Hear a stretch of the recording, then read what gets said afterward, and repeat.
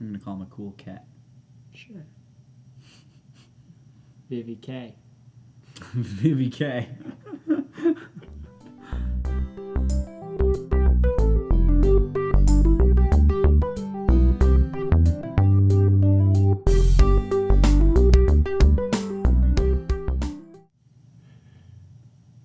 Hey everybody, welcome to Seriously Lighthearted Yoga.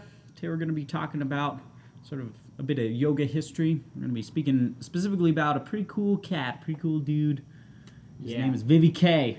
This guy is called that. Not really, that's not actually his name. No. He was known as Swami Vivekananda. And this guy is fairly important in yoga history. He's sort of credited with bringing yoga to the United States and Japan, a couple of other places, but he was kind of our first introduction here in the U.S. to the 8 limbs of Patanjali, the Yoga Sutras. He had studied a few other yoga texts as well, and when he came here, he preached kind of about interfaith and how religions can learn a lot from one another, and how yoga, this tradition that he had studied, was just as applicable to, say, every other religion that, the people of Chicago, where he spoke at the time, were familiar with. But yeah, he is very much given the credit for bringing yoga over to the U.S. here, and not in the physical format so much as like the mental practice and the whole discipline. Takes it a little bit beyond the yoga mat that we're all used to. And I mean, when he showed up in 1893 at what was called the Parliament of the World Religions, I believe is what they called it.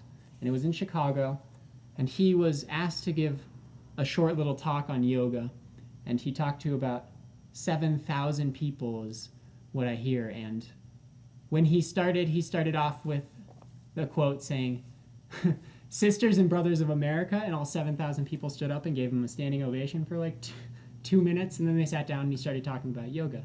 And he was said to be like the most influential speaker at that sort of convention of religion, if you want to call it that. And one person is noted as having said, like, we kind of feel bad sending missionaries over to India now, having heard from him. Because he was so well-spoken. He hadn't really spoken English before. And he was reflecting on what they saw as a very enlightened part of the world. Mm-hmm. Already enlightened part of the world. So, but yeah, guys.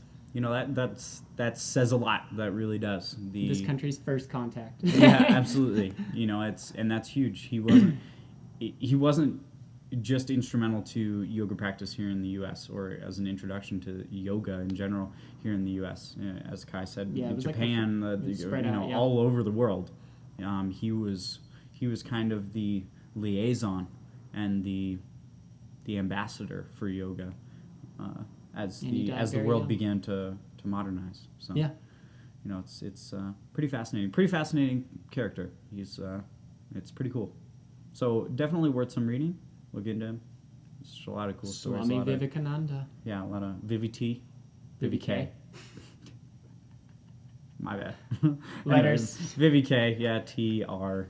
There's 26 of them, so. That's a lot to remember. I guessed it in 2 shots. Yeah. So, 2 tries to get 1 of 16. Not too bad. Anyway, we'll see you guys tomorrow.